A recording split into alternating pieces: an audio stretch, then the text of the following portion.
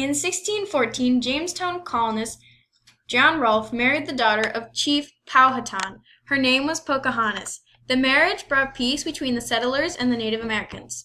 Native Americans taught the settlers how to grow tobacco. By 1619, things began to change. The Virginia Company was pleased with how much the colony had prospered. Women were sent to Jamestown to marry the men. Each settler was given a piece of land to grow tobacco. Then the colonists elected 22 representatives who began making laws for the colonies. This group of lawmakers were known as the House of Burgesses.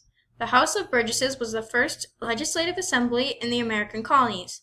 Representatives for the House of Burgesses were elected by white landowners over the age of 17.